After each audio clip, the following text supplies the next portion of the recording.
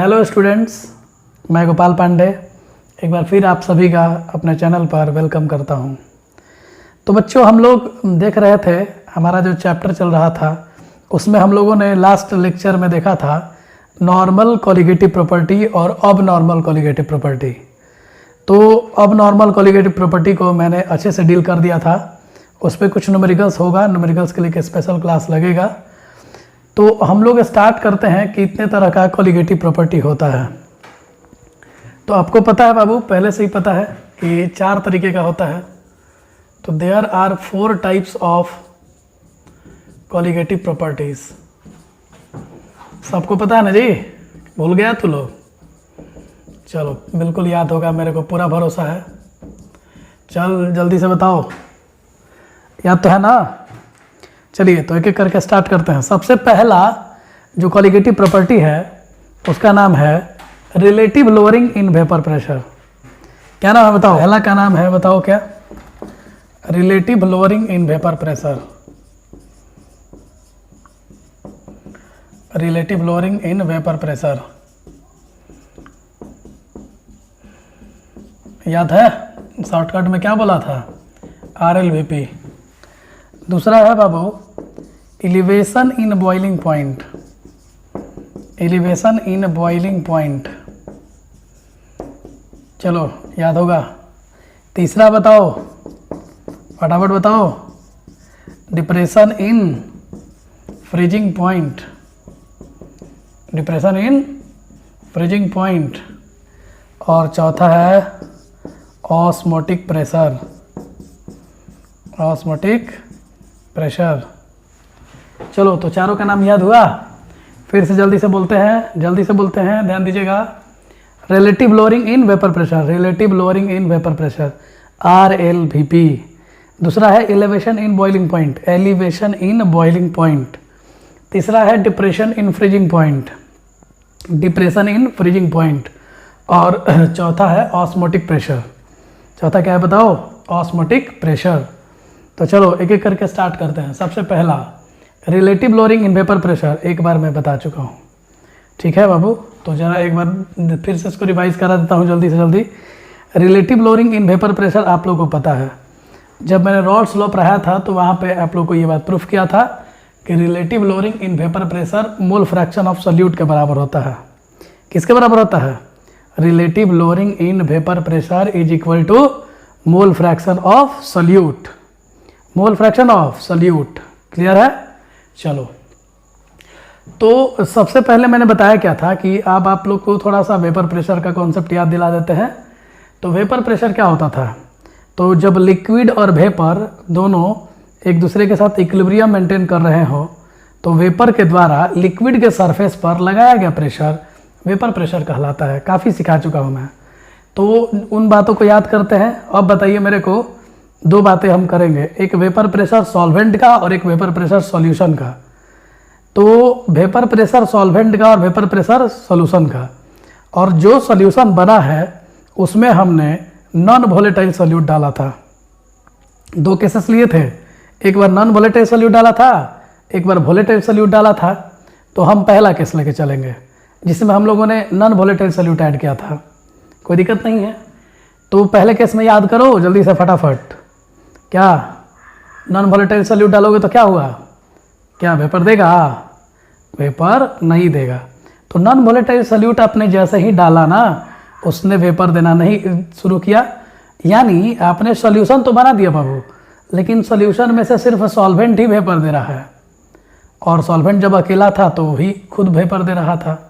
लेकिन एक बात तो मैंने बताया था आप लोगों को कि जैसे ही आप नॉन वोलेटाइल सॉल्यूट डालेंगे उसके चलते कोई वेपर नहीं बनेगा, और जब उसके चलते कोई वेपर नहीं बनेगा तो सॉल्यूशन में कुछ जगह तो छेकेगा, और अगर वो जगह छेकता है तो फिर वो मतलब जितने दूर में वो रहेगा वहाँ से तो वेपर नहीं बनेगा।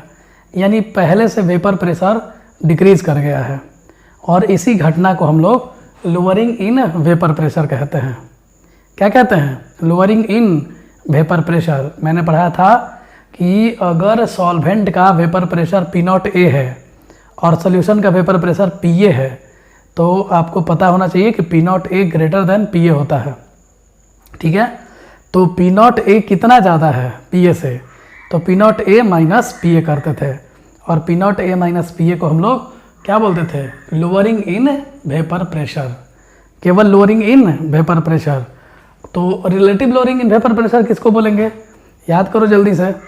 तो relative lowering in vapour pressure बोलते थे बाबू lowering in vapour pressure upon में vapour pressure of pure solvent, इन दोनों के रेशियो को हम लोग relative lowering in vapour pressure कहते थे, ठीक है। और ये इक्वल होता था मोल फ्रैक्शन ऑफ सॉल्यूट के। कोई दिक्कत है क्या, तो ये इक्वल होता था मोल फ्रैक्शन ऑफ सॉल्यूट के। तो चलो मैं एक एक करके इसको लिखता हूँ। Relative lowering in vapour pressure क्या है बताते हैं। तो आपको पता भी है कि when a non volatile solute, मैं पहला बता रहा हूँ आप लोगों को। तो when a non volatile solute, when a non-volatile solute is added to a solvent, then the vapor pressure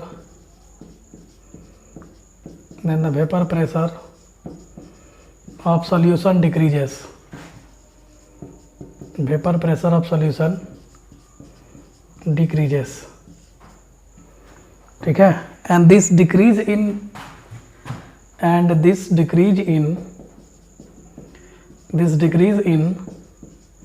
vapor pressure, and this decrease in vapor pressure is called, and this decrease in vapor pressure is called, बोलो फटाफट, this decrease in vapor pressure is called, बोलो बोलो, lowering in vapor pressure, lowering in vapour pressure, lowering in बोलो क्या, vapour pressure. तो जब किसी solvent में नॉन वोलेटाइल सोल्यूट को ऐड करते हैं तो उसका वेपर प्रेशर डिक्रीज कर जाता है, और इसी डिक्रीज इन वेपर प्रेशर को हम लोग लोअरिंग इन वेपर प्रेशर कहते हैं, या फिर इसी को हम लोग शॉर्टकट में बाबू LVP कहते हैं, lowering in vapour pressure, lowering in vapour pressure. तो क्या बोला मैंने कि जब किसी नॉन वोलेटाइल सोल्यूट को ऐड किया जाता है किसी सॉल्वेंट में तो उसका वेपर प्रेशर डिक्रीज कर जाता है, और इसी डिक्रीज को हम लोग क्या बोलते हैं, लोअरिंग इन वेपर प्रेशर। और पिक्चर बना के दिखाया मैंने, आप पीछे से रॉल्स लॉ एक बार रिवाइज कीजिए। चलिए, तो अगर मान लीजिए if P not a is the vapour pressure of, P not a is the vapour pressure of pure solvent A, ठीक है, and if PA is the vapour pressure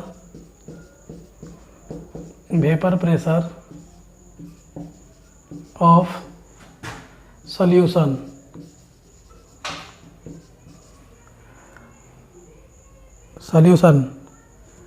then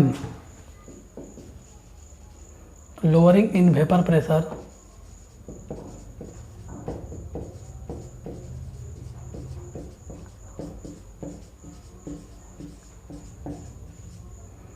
is equal to delta P, and that is equal to P naught A minus PA। तो इस तरीके से आप denote कर सकते हो, delta P is equal to P naught A minus PA। बताओ P naught A क्या है, मैंने यहाँ लिख दिया है, vapour pressure of pure solvent A, and PA is the vapour pressure of solution. अब आपको पता है बाबू कि सॉल्यूशन में भी वेपर प्रेशर किसकी वजह से आएगा, सिर्फ A की वजह से आएगा, क्योंकि सॉल्यूट कैसा है, तो नॉन वोलेटाइल है। तो अगर नॉन वोलेटाइल सॉल्यूट है तो उसकी वजह से कोई वेपर बनने वाला नहीं है, तो वेपर सिर्फ किसकी वजह से बनेगा, तो वेपर सिर्फ A की वजह से बनेगा। और A क्या है, तो एक सॉल्वेंट है, नोट कीजिए। अब देखो लोअरिंग इन वेपर प्रेशर आप समझ गए, तो अब आप समझिए relative lowering in vapour pressure, relative lowering in vapour pressure, relative lowering in vapour pressure. चलिए, तो ये समझ में आ रहा है आपको, ये लोअरिंग इन वेपर प्रेशर है, तो relative lowering in vapour pressure को RVP बोलते हैं, और RLVP जो होता है वो P not A minus P A upon में पी नॉट ए होता है। तो कैसे आप इसको डिफाइन कर सकते हो? तो बोल सकते हैं, इसको क्या बोलते हैं? इसको बोलते हैं lowering in vapour pressure, lowering in vapour pressure, है ना, लोअरिंग इन वेपर प्रेशर, है ना। और इसको क्या बोलते हैं?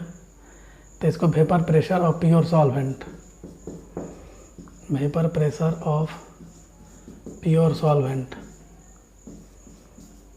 प्योर सॉल्वेंट, ठीक है। तो इन दोनों के रेशियो को हम लोग क्या बोलेंगे? Relative lowering in vapour pressure. तो बोलेंगे the ratio of lowering in vapour pressure, the ratio of lowering in vapour pressure and vapour pressure of pure solvent and vapor pressure of pure solvent is called relative lowering in vapor pressure, is called relative lowering in vapor pressure,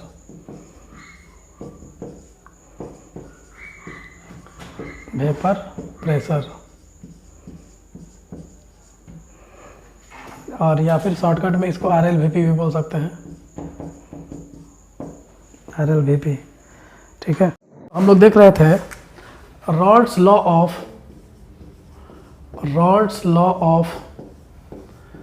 relative lowering in vapour pressure, Rawls law of relative lowering in vapour pressure, lowering in vapour pressure. देखो बाबू, ये topic मैं पीछे भी पढ़ा चुका हूँ एक बार, तो आप लोग पीछे से भी रिवाइज करके रहो तो ज़्यादा बेहतर है। अभी जैसे आपको ये पता चले कि ये टॉपिक मैं पढ़ा रहा हूँ, तो आप लोग एक बार पीछे से रिवाइज करके और तब फिर देखना, और तब डेफिनेटली आपको बहुत अच्छा खासा फ़ायदा होगा, ठीक है। तो इसमें मैंने आपको क्या समझाया था, आप ज़रा याद कीजिए पीछे की बातों को। तो मैंने आपको बताया था कि जब किसी नॉन वोलेटाइल सॉल्यूट को हम लोग किसी सॉल्वेंट में ऐड करते हैं तो सॉल्यूशन का वेपर प्रेशर डिक्रीज कर जाता है, यानी वेपर प्रेशर सॉल्यूशन का जो होगा वो सिर्फ और सिर्फ सॉल्वेंट की वजह से होगा। तो देखो, नाम है वेपर प्रेशर ऑफ सॉल्यूशन, लेकिन वो सिर्फ किस पे डिपेंड कर रहा है? सॉल्वेंट पे डिपेंड कर रहा है। और सॉल्वेंट पे डिपेंड क्यों कर रहा है बताओ? क्योंकि जो हमने सॉल्यूट डाला है वो सॉल्यूट किस नेचर का है? तो नॉन वोलेटाइल नेचर का है। तो बाबू आपको याद रखना है कि जब किसी नॉन वोलेटाइल सॉल्यूट को किसी सॉल्वेंट में डालते हैं तो सॉल्यूशन का वेपर प्रेशर डिक्रीज कर जाता है, और इसी डिक्रीज को हम लोग relative lowering in vapour pressure कहते हैं। तो ये मैं ज़रा बताता हूँ आपको कि किसी भी सॉल्यूशन का वेपर प्रेशर, रॉल्स ने ही बोला था कि किसी भी सॉल्यूशन का वेपर प्रेशर केवल वोलेटाइल कंपोनेंट के मोल फ्रैक्शन पे डिपेंड करता है। तो मैं यहाँ पे लिख रहा हूँ vapour pressure of any solution, बोलो जल्दी से फटाफट, vapour pressure of any solution, vapour pressure of any solution depends upon mole fraction of solvent, mole fraction of solvent, because, बोलो वजह बताओ, because solute is non volatile in nature, solute is, बोलो क्या, non volatile in nature. बताओ बाबू, non volatile क्या समझे? Non volatile क्या समझे? जिससे वेपर नहीं बनता है। इट मीन्स यदि आप सॉल्यूशन का वेपर प्रेशर निकाल रहे हो तो सिर्फ आप सॉल्वेंट का वेपर प्रेशर निकाल रहे हो, क्योंकि जो भी आपने सॉल्यूट डाला है वो नॉन वोलेटाइल है, मीन्स वेपर देने वाला नहीं है, और जो वेपर नहीं दे सकता है उसके चलते वेपर प्रेशर नहीं आएगा। ओके, तो मान लेते हैं let PA is the vapour pressure of solution, PA is the vapour pressure of solution. Okay, तो बताओ बाबू कि PA किस पे डिपेंड करेगा? तो आपको पता है कि पी ए जो होगा वो एक्स ए पे डिपेंड करेगा, ठीक है, मैंने यहाँ लिखा भी है। तो किस पे डिपेंड करेगा? एक्स ए पे। मैं शुरू से जब से ये चैप्टर पढ़ा रहा हूँ ए को मैंने सॉल्वेंट माना है, तो आपको पता होना चाहिए कि पी ए जो है क्या है? सॉल्यूशन का वेपर प्रेशर। और ये किस पे डिपेंड कर रहा है? एक्स ए पे डिपेंड कर रहा है। एक्स ए क्या है? Mole fraction. किसका मोल फ्रैक्शन? ए का मोल फ्रैक्शन। ए क्या है? तो सॉल्वेंट है। यानी total pressure of solution only depends upon mole fraction of solvent. नाम दे रहे सॉल्यूशन। सॉल्यूशन में कितने कंपोनेंट? 2 कंपोनेंट। कौन कौन? सॉल्वेंट और solute. But total pressure of solution depends upon total vapour pressure of solution depends upon mole fraction of solvent, not on solute, because solute is non-volatile in nature. Okay, then बाबू आपको पता है कि ये proportionality का sign जब हटाते हो तो एक कांस्टेंट जनरेट होता है, और जिसको हम लोग यहाँ के मान लेते हैं। तो P A is equal to K into X A. अब एक बात बताओ मेरे को, अगर मैं सारे सॉल्यूट को हटा देता, सॉल्यूशन में से जितने भी सॉल्यूट है सबको मैं हटा देता, तो मेरे पास क्या बचता? केवल मेरे पास केवल सॉल्वेंट बचता, ठीक है। अगर सॉल्वेंट बचता तो आपको भी पता है कि प्योर फॉर्म में ए का vapour pressure P not a होगा, पी नॉट ए होगा, ठीक है। तो यहाँ लिखेंगे कि P A is equal to P not A. कब होगा भाई? अब जरा समझो, पी ए जो होगा वो पी नॉट ए के बराबर होगा if X A is equal to 1। अगर एक्स ए का वैल्यू 1 रहा, एक्स ए का वैल्यू 1 रहा तो ए माने 1 है, इसका मतलब कि बी जो है वो आपका 0 है, एक्स भी 0 है, तो ए केवल रहेगा, तो वेपर प्रेशर केवल पी और की वजह से होगा, तो पी ए का जो वैल्यू होगा वो पी नॉट ए के बराबर होगा। अब जरा समझो, तो पी ए बराबर पी नॉट ए जब एक्स ए का वैल्यू 1, तो यहाँ से हम लिख सकते हैं पी नॉट ए बराबर के इंटू 1, यानी के इज इक्वल टू मेरा आ गया पी नॉट ए।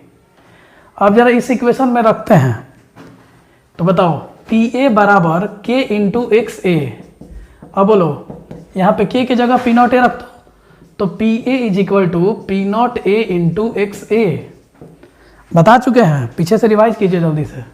आपको ये भी पता है कि एक्स ए और एक्स बी जोड़ करके 1 आता है, तो आप यहाँ से एक्स ए की जगह क्या लिख सकते हो बाबू? एक्स ए की जगह 1 माइनस एक्स बी लिख सकते हो। चलो ना जरा बताओ, तो P A is equal to P not A into X A की जगह 1 माइनस एक्स बी लिख सकते हैं।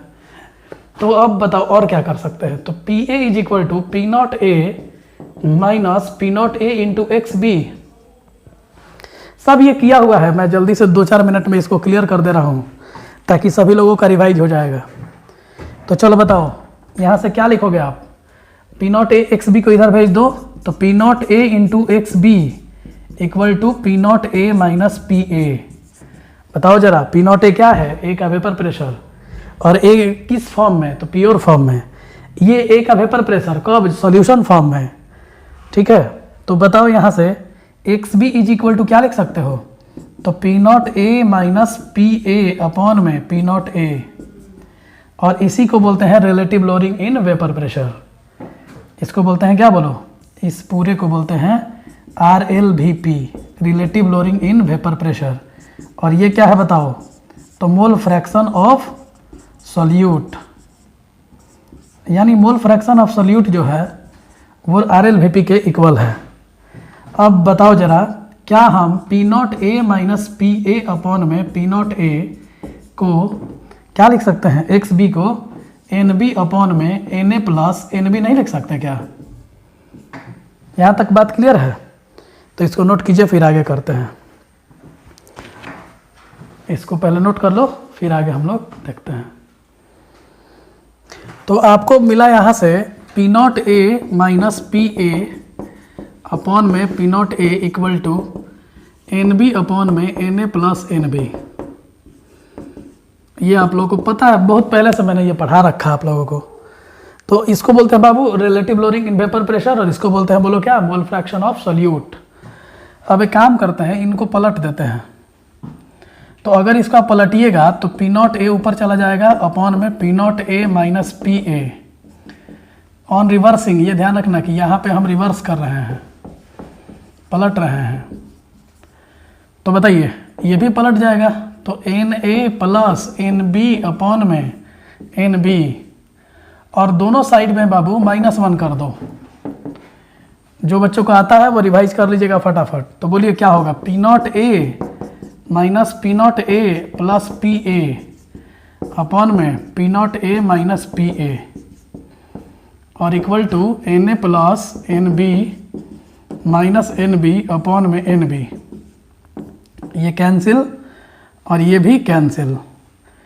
तो यहाँ से फाइनली क्या आया आपका बताइए, तो पी ए अपॉन में P not A minus P A equal to N A upon में एन बी। यह आपका आ चुका है। अगेन रिवर्स कीजिए, on again reversing, on again reversing. तो पलटिए फिर से, तो P not A minus P A upon में P A equal to N B upon में एन ए। चलो तो याद है तो लोग को एन बी अपॉन में एन ए, ये रिलेशन हमारा आ गया था। मैंने बोला था कि इसको न्यूमेरिकल के लिए सबसे ज़्यादा यूज करना, तो आप इसको कर लोगे। इसके बाद एक और काम हम लोग थोड़ा सा करते हैं, यहाँ पे एक और कलाकारी करते हैं।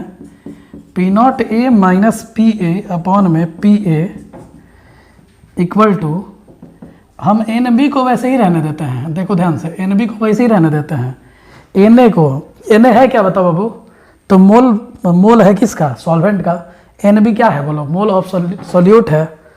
तो एन ए को गिवन मास अपॉन में मोलर मास लिख सकते हैं क्या, नंबर ऑफ मोल को गिवन मास अपॉन में मोलर मास लिख सकते हैं। तो ये भी तो वही है, यानी हम लिख सकते हैं given mass of solvent, given mass of solvent upon में मोलर मास ऑफ सॉल्वेंट। देखिए इसके पीछे लॉजिक ये है कि हम एक और नया फार्मूला आप लोग को देना चाहते हैं,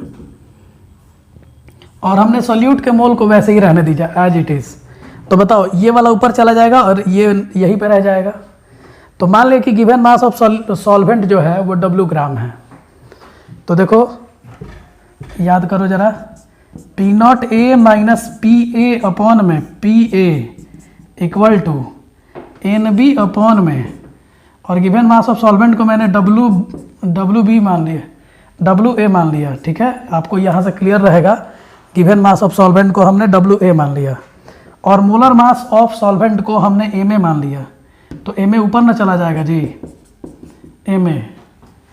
चलो यहाँ मैं लिख भी दे रहा हूँ कि ये डब्ल्यू ए है और ये आपका एम ए है। ठीक है, अब बताइए मेरे को कि number of mole of solute upon में weight of solvent in KG. ये वेट ऑफ सॉल्वेंट अगर हमने केजी में ले लिया तो फिर आपका ये क्या दे जाता है, तो ये आपको मोलालिटी दे जाता है। ये वेट ऑफ सॉल्वेंट अगर आपने केजी में ले लिया तो ये क्या दे जाता है, तो ये आपको मोलालिटी। तो यहाँ से आप दिमाग लगा लीजिएगा कि number of mole of solute upon में weight of solvent in KG. A को सॉल्वेंट मान रहे हैं, बी को सोल्यूट मान रहे हैं। तो यहाँ से आपको एक नया फॉर्मूला मिला मेरे हिसाब से। देखो P not A minus P A upon में P A equal to molality, molality into molar mass of solvent, into molar mass of solvent. चलो तो इसको फॉर्मूले के रूप में लिखते हैं। तो फाइनल फार्मूला मेरा P not A minus P A upon में P A equal to, molality को m लिखेंगे और मोलर मास ऑफ सॉल्वेंट को ma कर देते हैं। तो यहाँ से m इंटू एम ए हो गया, और ये ma क्या है, मोलर मास ऑफ सॉल्वेंट है, मोलर मास ऑफ सॉल्वेंट है। तो देखो यहाँ से एक नया रिलेशन निकला। और मैंने शुरू में भी एक पिछले क्लास में भी एक बात बताया था कि जितने भी कोलिगेटिव प्रॉपर्टी हैं सारे मोलालिटी पे डिपेंड करते हैं। तो आपको अगला जो रिलेशन बताऊंगा एलिवेशन इन बॉइलिंग पॉइंट, वो तो सीधा मोलालिटी पे डिपेंड करता है। इसके बाद डिप्रेशन इन फ्रीजिंग पॉइंट तो डायरेक्ट मोलालिटी पे डिपेंड करता है। इसको भी मैंने प्रूफ कर दिया कि ये भी मोलालिटी के डायरेक्टली प्रोपोर्शनल होता है। ये बात मैंने क्लास में आपको बताया था। ये थोड़ी सी अलग बात है जो कि आपको एनसीईआरटी में नहीं मिलेगी। आप लोग थोड़ा ऑब्जर्व करेंगे, आप लोग थोड़ा यहाँ दिमाग लगाते तो शायद आपको मिल जाता। तो इस तरीके से आप ये भी प्रूफ करते हो कि RLVP जो होता है, relative lowering in vapour pressure, वो मोलालिटी के डायरेक्टली प्रोपोर्शनल होता है। तो आप इसको आसानी से न्यूमेरिकल बनाने में यूज कर सकते हो बाबू, याद रहेगा ना। P0A माइनस P अपॉन में PA, क्या RLVP बोल सकते हैं? बिल्कुल नहीं। RLVP बोलेंगे? नहीं जी, RLVP के लिए तो तुमको P0A चाहिए। और यहाँ पे क्या है? PA क्या है? Vapour pressure of solution. ये PA क्या है? Vapour pressure of solution. ये P0A क्या है? तो ये वेपर प्रेशर ऑफ सॉल्वेंट। तो RLVP गलती से भी इसको ना बोले, क्योंकि RLVP आपका ये है, ये होता है इसके बराबर, मोल फ्रैक्शन ऑफ सोल्यूट के बराबर RLVP, but it is not RLVP। उसका मॉडर्न वर्जन है ये, एक मॉडिफिकेशन करके एक फॉर्मूला दिया मैंने आपको, जिसको डायरेक्टली आप न्यूमेरिकल्स बनाने में यूज करें। एक यहाँ पे भी मैंने आपको दे दिया है, ये भी आप इसको भी डायरेक्ट यूज करें, ठीक है। और नहीं तो मोल फ्रैक्शन बोला तो डायरेक्ट उसको यूज कर लो फिर। अब RLVP दिया है, मोल फ्रैक्शन पूछ रहा है तो क्यों इसको यूज करोगे, ठीक है ना। तो चलो, इधर थोड़ा सा दिक्कत हुआ बाबू। उम्मीद था कि जुलाई में क्लासेस खुलेंगी, बट जुलाई में नहीं खुल पाई। यही वजह है कि थोड़े लेक्चर्स कम मिले आप लोगों को। अभी रेगुलर बेसिस पे मैं लेक्चर आप लोगों को अवेलेबल कराऊंगा, ठीक है। नोट कीजिए फटाफट।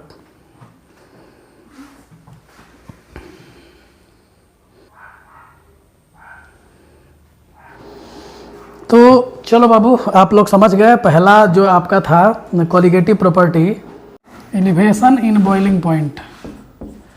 अगला जो कोलिगेटिव प्रॉपर्टी है, एलिवेशन इन बॉइलिंग पॉइंट। नाम से समझ में आ रहा है, एलिवेशन इन बॉइलिंग पॉइंट मतलब बॉइलिंग पॉइंट बढ़ेगा, इंक्रीज करेगा। तो जो भी इंक्रीज होगा बॉइलिंग पॉइंट में, उसी को एलिवेशन इन बॉइलिंग पॉइंट कहते हैं, ठीक है। तो सबसे पहले तो बाबू आप लोग ये समझो कि बॉइलिंग पॉइंट कहते किसको हैं। तो बॉइलिंग पॉइंट आपको पता है कि जब वेपर प्रेशर, किसी भी सब्सटेंस का वेपर प्रेशर एक्सटर्नल प्रेशर के बराबर हो जाए, जिस टेम्परेचर पे किसी भी सब्सटेंस का एक्सटर्नल प्रेशर जिस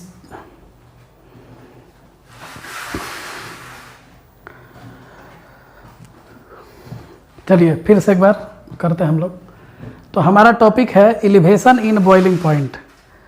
तो जिस टेम्परेचर पे किसी भी सब्सटेंस का वेपर प्रेशर, जिस टेम्परेचर पे किसी भी सब्सटेंस का वेपर प्रेशर एक्सटर्नल प्रेशर के बराबर हो जाए, उस टेम्परेचर को हम बॉइलिंग पॉइंट कहते हैं। तो लिखेंगे when vapour pressure of any substance, pressure of any substance becomes equal to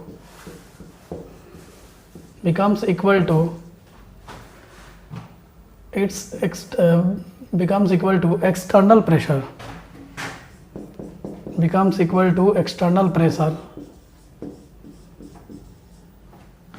when vapor pressure of any substance becomes equal to external pressure, then that particular temperature is called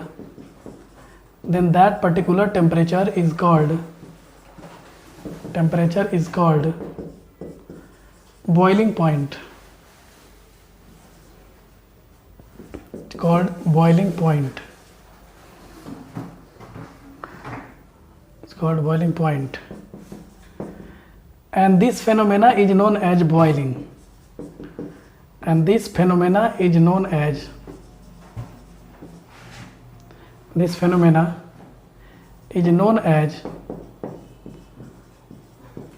boiling. तो इस phenomena को हम boiling कहते हैं और इस temperature को हम लोग बॉइलिंग पॉइंट कहते हैं। तो बॉइलिंग पॉइंट क्या होता है बताओ बाबू। तो जिस टेम्परेचर पे किसी भी सब्सटेंस का वेपर प्रेशर एक्सटर्नल प्रेशर के बराबर हो जाए, जिस टेम्परेचर पे, जैसा वाटर है, वाटर का 100 डिग्री सेल्सियस ले लीजिए, तो वाटर के लिए 100 डिग्री सेल्सियस लीजिएगा तो वाटर का वेपर प्रेशर 1 atm के बराबर होता है। और 1 atm क्या होता है? एक्सटर्नल प्रेशर होता है। तो याद रखना कि 100 डिग्री सेल्सियस पे वाटर का वेपर प्रेशर 1 atm के बराबर हो जाता है। अतः वाटर का बॉइलिंग पॉइंट जो है वो 100 डिग्री सेल्सियस है। तो यहाँ पे हम लिख सकते हैं कि फॉर एग्जांपल ये boiling point of water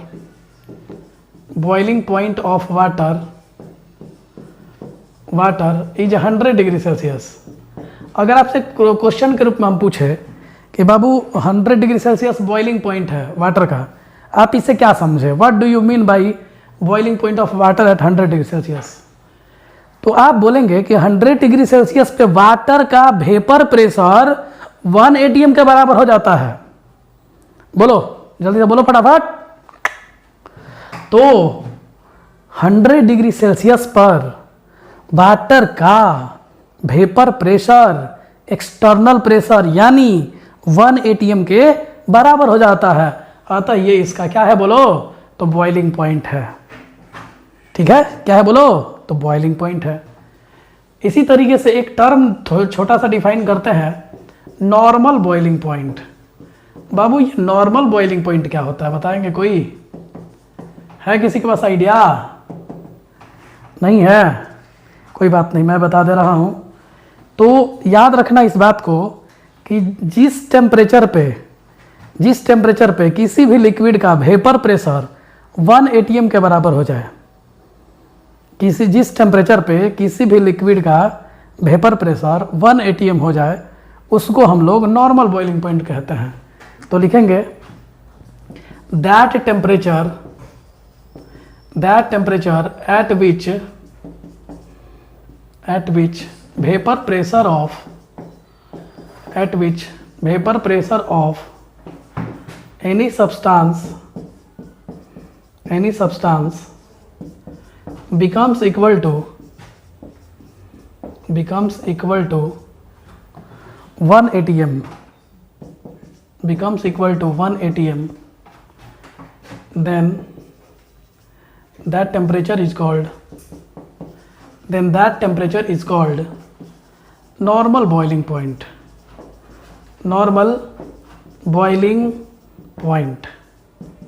clear है सभी लोग को? तो पूछा जाए कि बॉइलिंग पॉइंट और नॉर्मल बॉइलिंग पॉइंट में क्या डिफरेंस है बाबू, तो बोलोगे कि बॉइलिंग पॉइंट सबके लिए डिफाइन है, लेकिन नॉर्मल बॉइलिंग पॉइंट जो है वो सिर्फ 1 atm के लिए डिफाइन है। मतलब एटमॉस्फेरिक प्रेशर कुछ भी हो सकता है, लेकिन यहाँ पे एटमॉस्फेरिक प्रेशर फिक्स कर दिया गया है, और वो एटमॉस्फेरिक प्रेशर कितना है, तो 1 atm है। तो 1 atm प्रेशर पे जो भी टेम्परेचर होगा उस टेम्परेचर को हम लोग क्या बोलेंगे, नॉर्मल बॉइलिंग पॉइंट। मतलब किसी भी लिक्विड का वेपर प्रेशर अगर 1 atm हो रहा है जिस टेम्परेचर पे, उसी टेम्परेचर को नॉर्मल बॉइलिंग पॉइंट कहते हैं। और आप यहाँ पे बोल सकते हो, जैसे ऊपर में एग्जांपल लिखे हैं कि boiling point of water is 100 degree Celsius, but कब? तो लिखेंगे नॉर्मल बॉइलिंग पॉइंट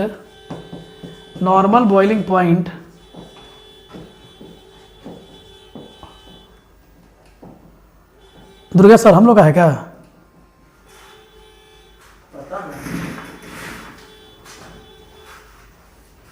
छोड़ दे खत्म हो गई। चालू करिए ना, कोई बात नहीं, चलो।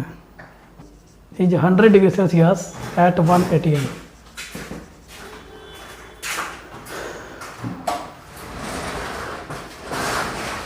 तो देखिए 1 atm है प्रेशर,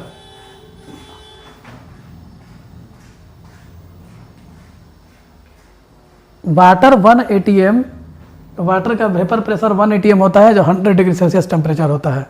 तो बोलेंगे कि नॉर्मल बॉइलिंग पॉइंट वाटर का 100 डिग्री सेल्सियस होता है। कोई दिक्कत है? देखिए नेक्स्ट हेडिंग दीजिए आप लोग, फेज डायग्राम। फेज डायग्राम क्या होता है? Phase diagram gives the idea about the relative stability of different substances at different condition of temperature and pressure. तो बताओ फेज डायग्राम क्या करता है, फेज डायग्राम क्या होता है? तो लिखेंगे a diagram which helps us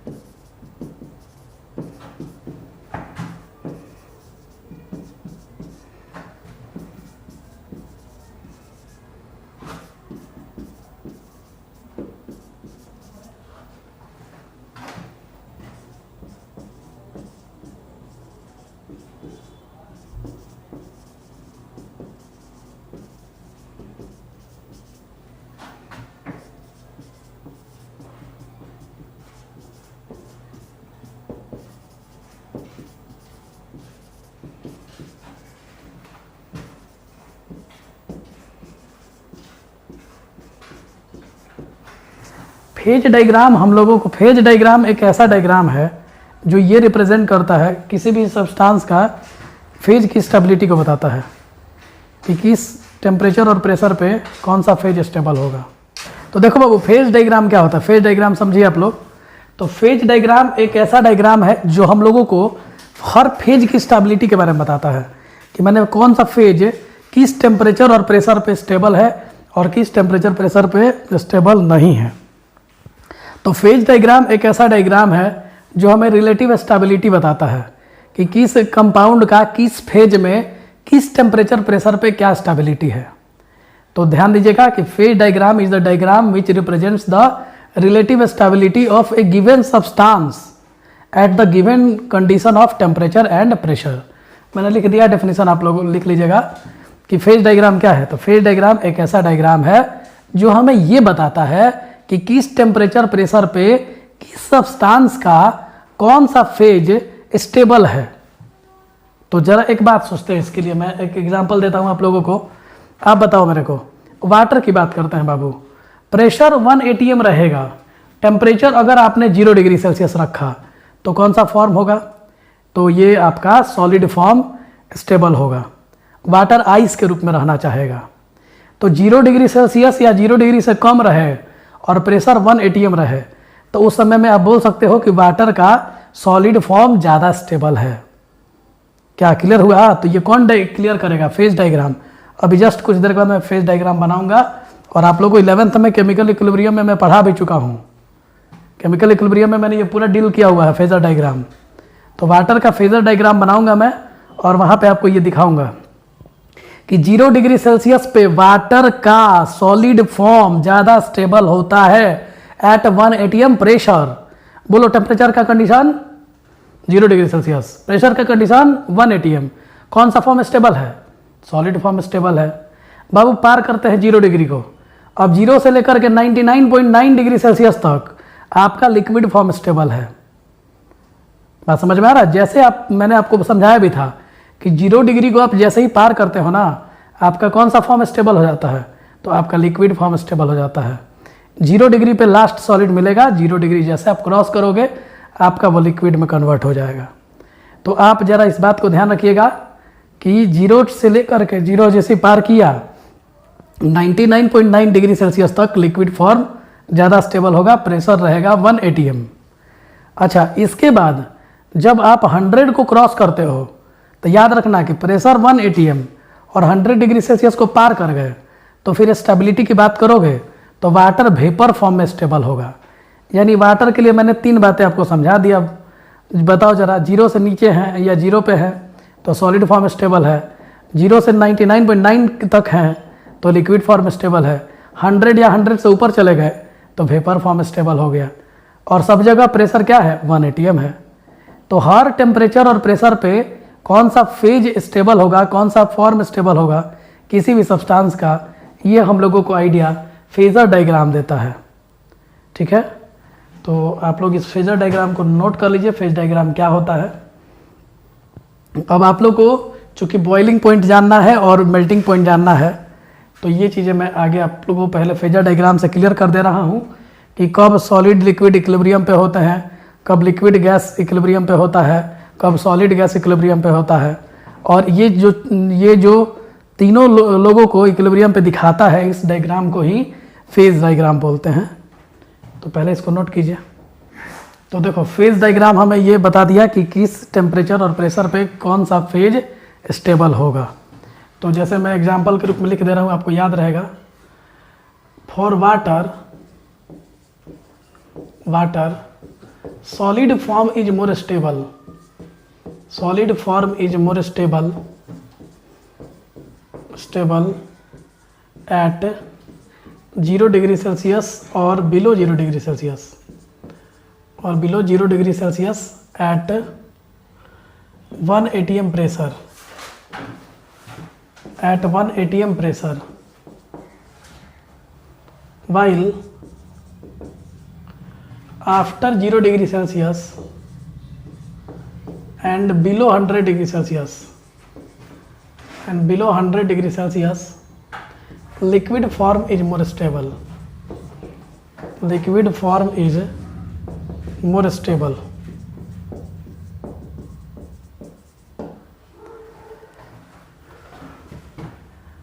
And after 100 degree Celsius, vapor form is more stable. Vapor form is more stable at 1 atm pressure. At 1 atm pressure. तो देखो बाबू, तो लोगों को मैंने साफ साफ समझा दिया कि 0 डिग्री सेल्सियस या उससे कम पे वाटर का कौन सा फॉर्म स्टेबल होगा, तो सॉलिड फॉर्म स्टेबल होगा। अगर आप 0 डिग्री से 99.9 तक जाते हो तो लिक्विड फॉर्म स्टेबल होगा, और 100 जैसे ही आप पार करते हो या 100 पे तो वेपर फॉर्म ज़्यादा स्टेबल होगा। तो इस तरीके से याद रखना, और सबके लिए प्रेशर क्या होगा, 1 atm प्रेशर होगा, क्योंकि 1 atm हमारा एटमॉस्फेरिक प्रेशर है। ठीक है, अब देखिए, अगर आप तीनों को इक्विलिब्रियम पे चाहते हैं, आप लोग को एक बात तो पता है बाबू कि जब लिक्विड और वेपर, ध्यान रखिएगा, लिक्विड और वेपर जब इक्विलिब्रियम पे होते हैं तो फिर इसको हम लोग क्या बोलते हैं, बॉइलिंग पॉइंट बोलते हैं। बॉइलिंग पॉइंट बोलते हैं। और जब सॉलिड और लिक्विड इक्विलिब्रियम पे होते हैं तो आप इसको मेल्टिंग पॉइंट या फ्रीजिंग पॉइंट बोलते हैं। मेल्टिंग पॉइंट और फ्रीजिंग पॉइंट, फ्रीजिंग पॉइंट बोलते हैं। लेकिन अगर तीनों ही इक्विलिब्रियम पे हो, तीनों ही इक्विलिब्रियम पे हो, तो इसको हम लोग ट्रिपल पॉइंट बोलते हैं। ट्रिपल पॉइंट बोलते हैं। ठीक है, और ट्रिपल पॉइंट वाटर के लिए क्या होता है, तो याद रखना कि triple point for water, triple point for water is 0.01 degree Celsius. ठीक है, तो ट्रिपल पॉइंट होता क्या है, तो ट्रिपल पॉइंट एक ऐसा टेम्परेचर है जिसपे सारे फेजेस, सारे फिजिकल स्टेट्स जो होते हैं वो इक्विलिब्रियम पे होते हैं। तो लिखेंगे triple point is the temperature, triple point is the equilibrium temperature, triple point is the equilibrium temperature, equilibrium temperature, temperature at which all three physical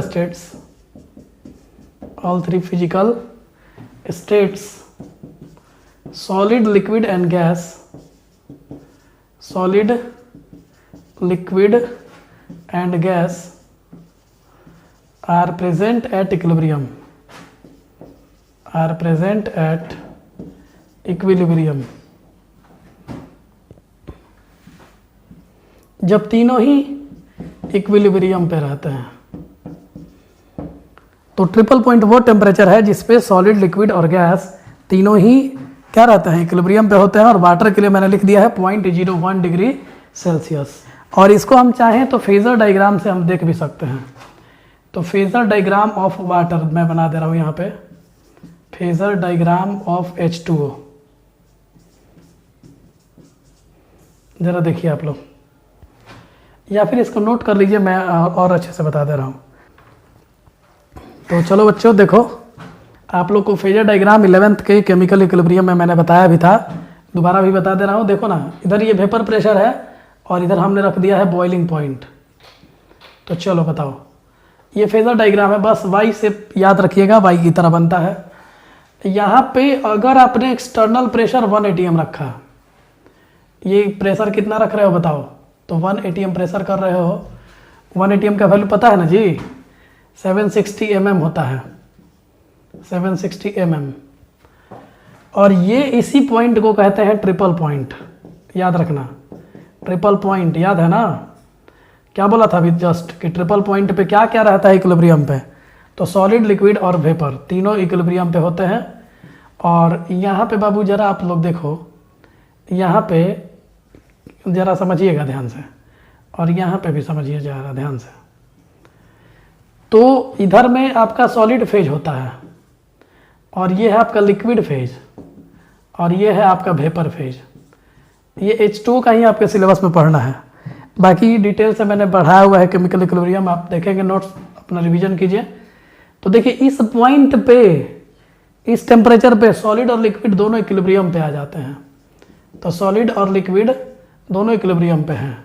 इस पॉइंट पे लिक्विड और वेपर दोनों इक्विलिब्रियम पे हैं। और यहाँ इस पॉइंट पे जब जाओगे तो सॉलिड और गैस इक्विलिब्रियम पे हैं। मतलब इस एरिया में सॉलिड लिक्विड इक्विलिब्रियम है। और ये ध्यान रखना कि सॉलिड और लिक्विड दोनों एक दूसरे से क्या रहेंगे, इक्विलिब्रियम पे रहेंगे। और ये जो पोर्शन होगा इसमें लिक्विड और वेपर रहेगा। और यहाँ पे इसको बना देता हूँ मैं, लिक्विड और वेपर इक्विलिब्रियम पे रहेगा। और ये वाले पोर्शन में पूरे सॉलिड और गैस इक्विलिब्रियम पे रहेंगे। ठीक है, तो अब जरा देखो यहाँ पे इस इधर में पूरा सॉलिड है, इधर लिक्विड है, तो सॉलिड लिक्विड में कन्वर्ट हो जाएगा इस टेम्परेचर के बाद। मतलब ये कौन सा टेम्परेचर है, ये टेम्परेचर कौन सा है बताओ? तो ये आपका फ्रीजिंग पॉइंट है या फिर ये आपका मेल्टिंग पॉइंट है। तो इस पॉइंट को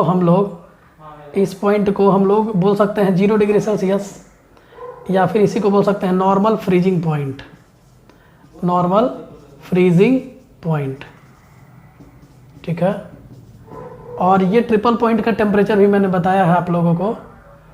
फ्रीजिंग ये 0.01 डिग्री सेल्सियस है और ये आपका 100 डिग्री सेल्सियस है, जिसको हम लोग बोल सकते हैं नॉर्मल बॉइलिंग पॉइंट।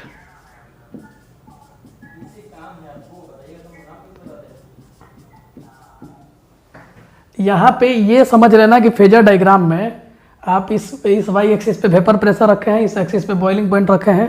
ये टेम्परेचर 0 डिग्री सेल्सियस है। क्यों है आप समझ रहे हो? क्योंकि सॉलिड और लिक्विड इस टेम्परेचर पे इक्विलिब्रियम पे है। इसके 0 डिग्री से पीछे जाओगे तो पूरा का पूरा वाटर आइस में रहेगा। जैसे 0 डिग्री पार करेगा पूरा का पूरा आइस लिक्विड में बदल जाएगा, सबको पता है ये। और ये पूरा लिक्विड 99.9 डिग्री सेल्सियस तक लिक्विड रहेगा।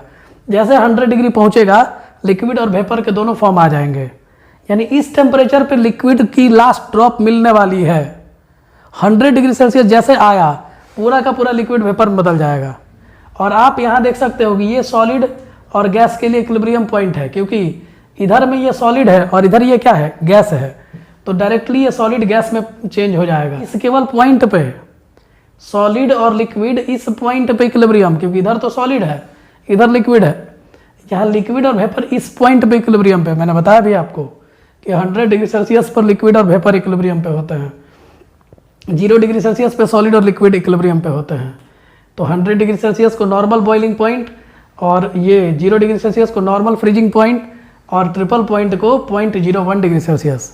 यानी बोल सकते हो कि normal freezing point, normal freezing point, freezing point is less than triple point, triple point. और ये लेस देन है किससे, normal boiling point, normal boiling point. समझ में आ रहा है? और देख भी सकते हो कि 0 डिग्री सेल्सियस, और ये क्या है 0.01 डिग्री सेल्सियस, और ये क्या है 100 डिग्री सेल्सियस। तो इस तरह से आपका ये फेजर डायग्राम क्लियर कर रहा है आप लोगों को, बहुत कुछ क्लियर कर रहा है। नॉर्मल फ्रीजिंग पॉइंट क्या होता है आप समझ गए, नॉर्मल बॉइलिंग पॉइंट क्या होता है ये भी आप समझ गए कि जब एक्सटर्नल प्रेशर 1 atm होगा, एक्सटर्नल प्रेशर 1 atm होगा, तो एक्सटर्नल प्रेशर 1 atm होगा, तो जिस टेम्परेचर पे एक्सटर्नल प्रेशर 1 atm हो जाए, जिस टेम्परेचर पे एक्सटर्नल प्रेशर 1 atm हो जाए उसको नॉर्मल फ्रीजिंग पॉइंट बोलते हैं। जिस टेम्परेचर पे ये एक्सटर्नल प्रेशर 1 atm हो जाए उसको ही हम लोग नॉर्मल बॉइलिंग पॉइंट बोलते हैं। लेकिन ये सॉलिड के लिए है और ये तुम्हारा लिक्विड के लिए है। ठीक है, नोट करो। तो देखो बाबू, एलिवेशन इन बॉइलिंग पॉइंट हम लोग देख रहे थे। एलिवेशन इन बॉइलिंग पॉइंट में हम लोगों ने ये समझ लिया था कि बॉइलिंग पॉइंट क्या होता है, नॉर्मल बॉइलिंग पॉइंट क्या होता है, और फेजर डायग्राम समझाया था मैंने। फेजर डायग्राम से मैंने ये बताया था कि सॉलिड लिक्विड किस टाइम पे इक्विलिब्रियम पे होते हैं, लिक्विड वेपर कब इक्विलिब्रियम पे होते हैं, और ये सॉलिड वेपर कब इक्विलिब्रियम पे होते हैं, और तीनों किस समय में इक्विलिब्रियम पे होते हैं। तो याद है तीनों ये ट्रिपल पॉइंट पे इक्विलिब्रियम में होते हैं, और वाटर के लिए ट्रिपल पॉइंट 0.01 डिग्री सेल्सियस होता है। तो अब हम लोग देखते हैं आगे। इसके अलावा फेजर डायग्राम से हमें ये पता चला था कि किस टेम्परेचर और किस प्रेशर पे कौन सा फेज जो है वो ज़्यादा स्टेबल है, यानी रिलेटिव स्टेबिलिटी ऑफ फेज बताया था हमने डिफरेंट टेम्परेचर और प्रेशर पे, और वो भी फेजर डायग्राम के हेल्प से। तो आगे आप देखिए एलिवेशन इन बॉइलिंग पॉइंट को हम देखते हैं। तो जब आपको पता है बाबू कि जब एक नॉन वोलेटाइल सॉल्यूट को सॉल्वेंट में ऐड किया जाता है तो वेपर प्रेशर जो है वो डिक्रीज कर जाता है, और आपको पता है कि वेपर प्रेशर बॉइलिंग पॉइंट के इन्वर्सली प्रोपोर्शनल होता है। वेपर प्रेशर ये बॉइलिंग पॉइंट के इन्वर्सली प्रोपोर्शनल होता है, यानी अगर वेपर प्रेशर डिक्रीज कर जाएगा तो उसका बॉइलिंग पॉइंट इंक्रीज कर जाएगा, ठीक है। और इसी इंक्रीज इन बॉइलिंग पॉइंट को हम कहते हैं एलिवेशन इन बॉइलिंग पॉइंट। तो देखिए लिखते हैं, when a non volatile solute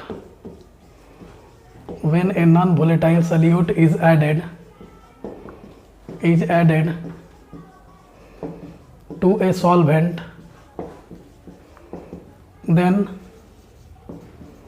vapor pressure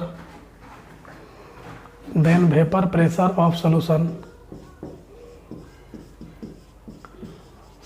decreases. Then vapor pressure of solution decreases. Vapor pressure of solution decreases and boiling point increases. And boiling point increases.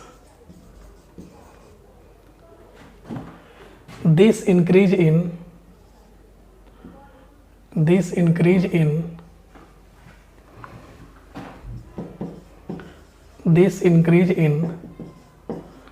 boiling point of solution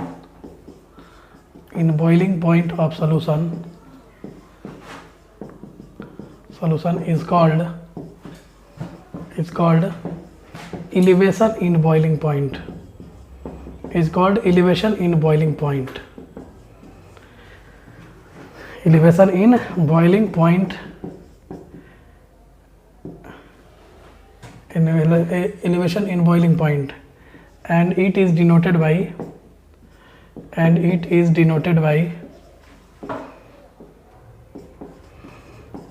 delta TB.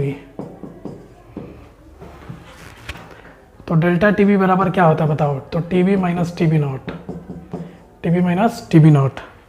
अब यहाँ पे TB क्या है बताओ? तो TB जो है boiling point of solution है, boiling point of solution,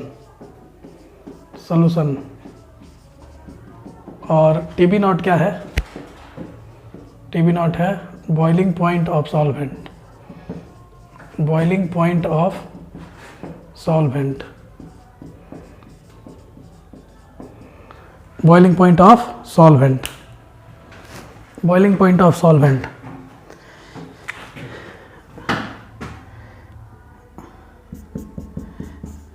As we know that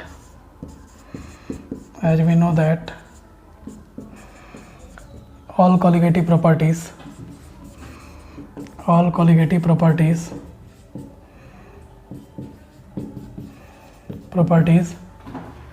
directly depends upon molality. Directly depends upon molality. So delta TB directly proportional to M, और डेल्टा TB बराबर KBM, delta TB बराबर KBM। Delta TB elevation in boiling point, elevation in boiling point, KB molar elevation constant, molar elevation constant, और ebullioscopic constant, ebullioscopic constant.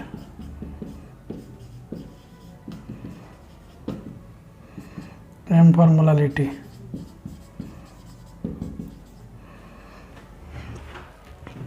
Delta T B is equal to K B into M को हम क्या लिख सकते हैं, number of mole of solute upon में weight of solvent in K G, weight of solvent in K जी। एक formula आप ये यूज कर सकते हो और एक फार्मूला इसका और यूज कर सकते हो, delta T B is equal to K B into number of mole को given mass of solute upon में मोलर मास ऑफ सोल्यूट, और वेट ऑफ सॉल्वेंट अगर ग्राम में है, WA इन ग्राम, तो अपॉन में 1000 हो जाएगा। यानी डेल्टा टी बी बराबर हम लिख सकते हैं K B into WB into 1000 upon में MB इंटू WA इन ग्राम।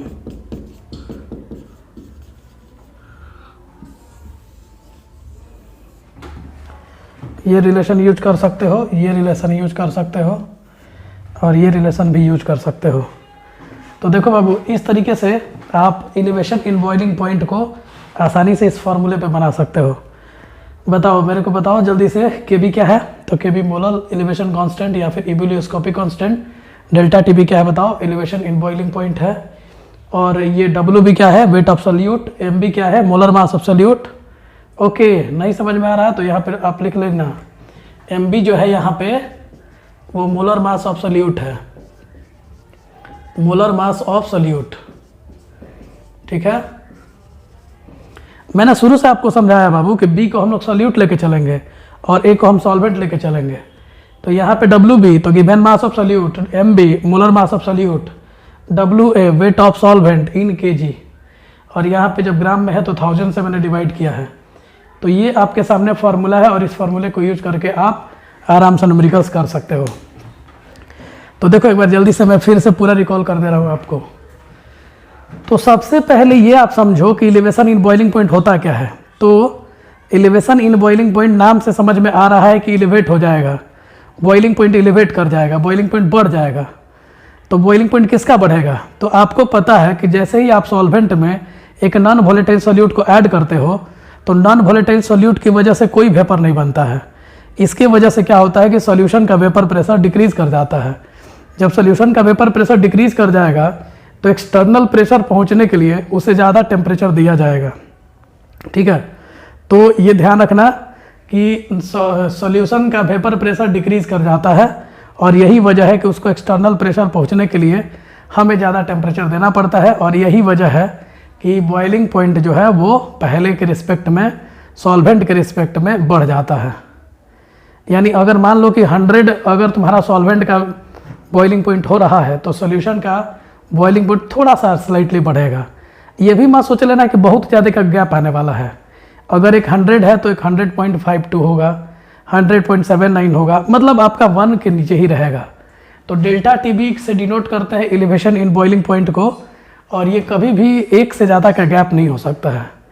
तो अप्रोक्सीमेटली आप बोल सकते हो कि टी बी नॉट और टी बी जो होगा ना वो अप्रोक्सीमेटली एक ही के बराबर होगा, बहुत ज़्यादा का फ़र्क नहीं होगा। ठीक है, तो यहाँ ध्यान रखना कि टी बी और टी बी नॉट में बहुत फ़र्क नहीं होना चाहिए, स्लाइटली ग्रेटर देन होगा। तो ये बात बाबू याद रखना कि जब सॉल्यूशन का वेपर प्रेशर डिक्रीज कर जाता है तो उसका बॉइलिंग पॉइंट बढ़ जाता है। और इस बात को भी आप चाहो तो लिख सकते हो, आपको पता भी होगा बहुत सारे बच्चों को कि वेपर प्रेशर और बॉइलिंग पॉइंट का इनवर्सली प्रोपोर्शनल रिलेशन है। जब वेपर प्रेशर बढ़ जाता है तो बॉइलिंग पॉइंट घट जाता है। तो ये ध्यान रखना। और मैंने ये बताया था आप लोगों को कि कोलिगेटिव प्रॉपर्टीज जो भी है वो मोलालिटी पे डायरेक्टली डिपेंड करती हैं। तो ये एलिवेशन इन बॉइलिंग पॉइंट भी एक तरह का क्या है बताओ, कोलिगेटिव प्रॉपर्टी है। तो ये भी मोलालिटी पे डिपेंड करेगा, और मोलालिटी पे अगर ये डिपेंड करता है तो हम बोल सकते हैं कि delta T B directly proportional to M. तो डेल्टा टी बी बराबर के बी एम बोल सकते हैं। डेल्टा टी बी क्या है? Elevation in boiling point. के बी क्या है? मोलर एलिवेशन कांस्टेंट या फिर इबुलियोस्कोपिक कांस्टेंट, और एम जो है उसको मोलालिटी बोलते हैं। अब इसी फार्मूले में मोलालिटी की जगह हम क्या लिख सकते हैं? Number of mole of solute upon weight of solvent in K जी। तो ये आपका फार्मूला हो गया, ये ध्यान रखना। बी याद रखो सोल्यूट, ए याद रखो सॉल्वेंट। तो डेल्टा टी बी बराबर के बी इंटू, अगर नंबर ऑफ मोल को सोल्यूट को वेट अपॉन मोलर मास लिखना चाहे तो लिख सकते हैं, तो देखो WB क्या डिनोट कर रहा है, वेट ऑफ सॉल्यूट। MB क्या डिनोट कर रहा है, molar mass of solute. WA wait of solvent, और ये 1000 से डिवाइड क्योंकि ग्राम में है, तो ये एक फार्मूला भी आपके सामने है। तो KB into WB into 1000 upon में MB इंटू WA, तो molar mass of solute into weight of solvent in kg in gram, sorry. तो इस फार्मूले को आप यूज कर सकते हो।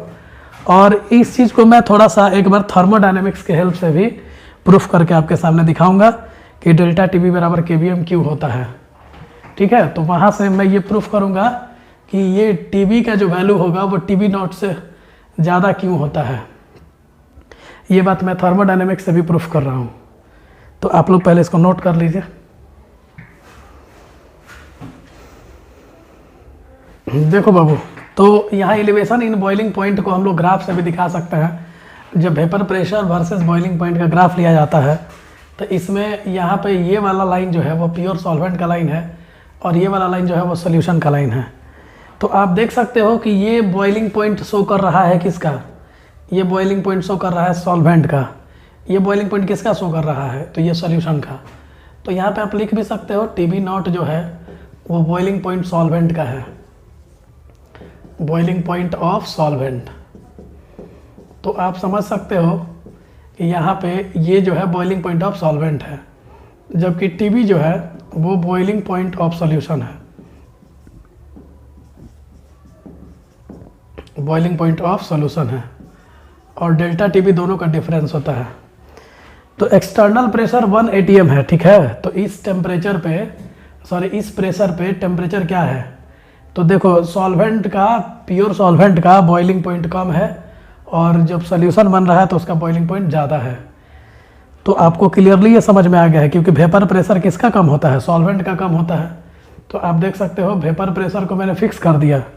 तो जब वेपर प्रेशर 1 atm फिक्स कर दिया गया है तो उस समय में आपको पता है कि सॉल्यूशन का वेपर प्रेशर, सॉल्यूशन का बॉइलिंग पॉइंट ज़्यादा होगा और सॉल्वेंट का बॉइलिंग पॉइंट कम होगा। ठीक है, तो इस तरीके से ग्राफ से आप देख सकते हो। और दोनों के बीच में ये जो डिफरेंस है बॉइलिंग पॉइंट का, इसी को डेल्टा TB कहते हैं। और डेल्टा TB को हम लोग बोलते हैं elevation in boiling point, elevation in boiling point. Okay, चलिए तो नेक्स्ट आगे हम लोग देखते हैं। अब इस चीज़ को मैं थोड़ा प्रूफ करता हूँ बाबू थर्मोडायनेमिक्स से। आप लोग थर्मोडायनेमिक्स का एक बहुत ही फेमस प्रॉपर्टी है, बहुत ही ज़बरदस्त प्रॉपर्टी है, एंट्रोपी। और बाबू सबको पता है कि एंट्रोपी रैंडमनेस को कहते हैं या फिर डिसऑर्डर को कहते हैं। तो आपको पता है जैसे सॉलिड, लिक्विड और गैस तीनों में से बात किया जाए कि एंट्रोपी किसकी ज़्यादा होती है, तो आपको पता है कि सबसे ज़्यादा एंट्रोपी रैंडमनेस जो होता है गैस का होता है, फिर लिक्विड का होता है, फिर सॉलिड का होता है। क्योंकि गैसेस में फ्लो करने की टेंडेंसी सबसे ज़्यादा होती है, उसके बाद लिक्विड में होती है और फिर सॉलिड में होती है। अतः आपको पता है कि एंट्रोपी की बात करें तो गैसेस का एंट्रोपी सबसे ज़्यादा, तब लिक्विड का एंट्रोपी और तब सॉलिड का एंट्रोपी। वैसे ही अगर आप सॉल्यूशन की बात करो और सॉल्वेंट की बात करो तो बताओ कि किसका एंट्रोपी ज़्यादा होगा, सॉल्वेंट का एंट्रोपी ज़्यादा होगा या सॉल्यूशन का एंट्रोपी ज़्यादा होगा। तो आप देखेंगे कि सॉल्वेंट में जो पार्टिकल्स हैं उनसे ज़्यादा पार्टिकल्स आपके सॉल्यूशन में मिलेंगे, क्योंकि सॉल्यूशन में आप एक सॉल्यूट पार्टिकल मिलाते हो और सॉल्यूट पार्टिकल्स का आप नंबर जितना ज़्यादा बढ़ाते जाएंगे उतना ही ज़्यादा एंट्रोपी बढ़ते जाएगा। जैसे मान लो कि 2 kg किसी में चीनी आपने मिलाया, किसी में आपने 4 kg चीनी मिला दिया, किसी में 6 kg चीनी मिला दिया। तो आप देख रहे हैं कि जैसे जैसे आप अमाउंट ऑफ सॉल्यूट बढ़ाते जाएंगे एंट्रोपी बढ़ती जाएगी। तो याद रखना कि वैसा सॉल्यूशन जिसमें अमाउंट ज़्यादा होगा, मोल ज़्यादा होगा, उसकी एंट्रोपी ज़्यादा होगी, और जिसका मोल कम होगा उसकी एंट्रोपी कम होगी। और सॉल्वेंट की एंट्रोपी हमेशा सॉल्यूशन से कम होगी, क्योंकि सॉल्यूशन में 2 चीज़ें मिली होती है, एक सॉल्वेंट में मिला होता है और एक सॉल्यूट भी मिला होता है। तो जितने ज़्यादा नंबर ऑफ पार्टिकल्स अलग अलग रहेंगे उतना ही ज़्यादा रैंडमनेस होगा, उतना ही ज़्यादा इधर से उधर मूव करेंगे और उतना ही ज़्यादा डिसऑर्डर बढ़ेगा। तो अगर यहाँ पे तुलना करें कि एक एंट्रोपी वेपर है, एक एंट्रोपी सॉल्यूशन है और एक एंट्रोपी सॉल्वेंट है, तो बाबू बताओ कि इसमें से कौन, ये देखो ये वाई एक्सिस है और वाई एक्सिस पे एंट्रोपी रखा गया है। तो आपको बताना है कि वेपर का एंट्रोपी कौन होगा और सॉल्यूशन का कौन होगा और सॉल्वेंट का, इन तीनों में से पकड़ना है।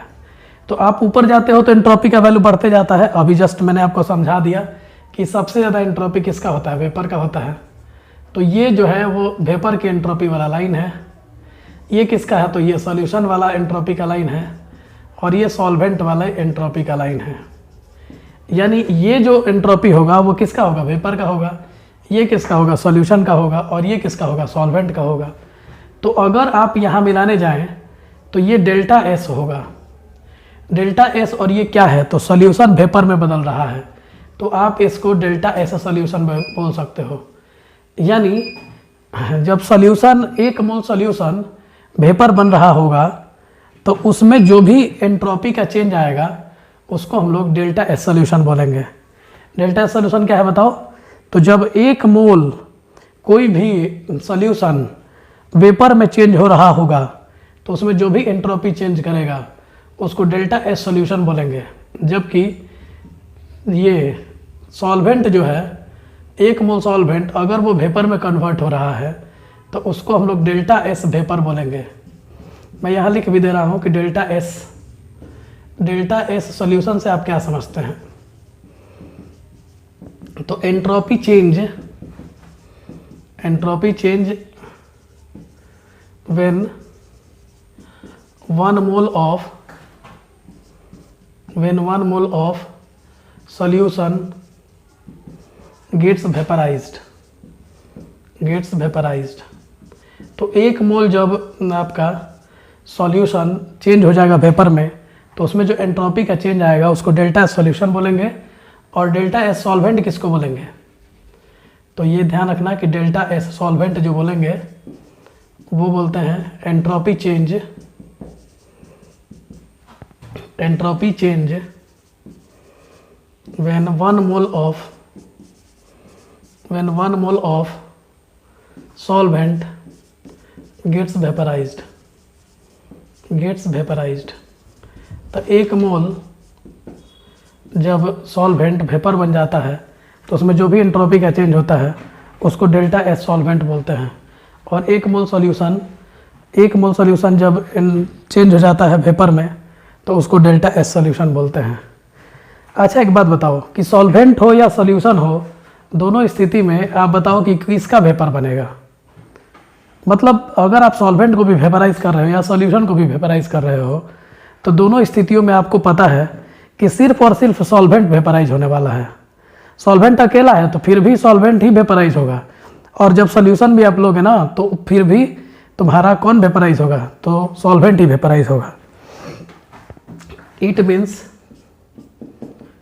Means delta H solvent and delta H solution,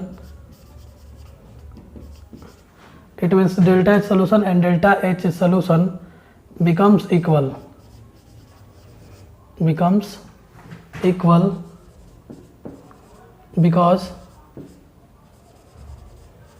in both cases only solvent gets vaporized।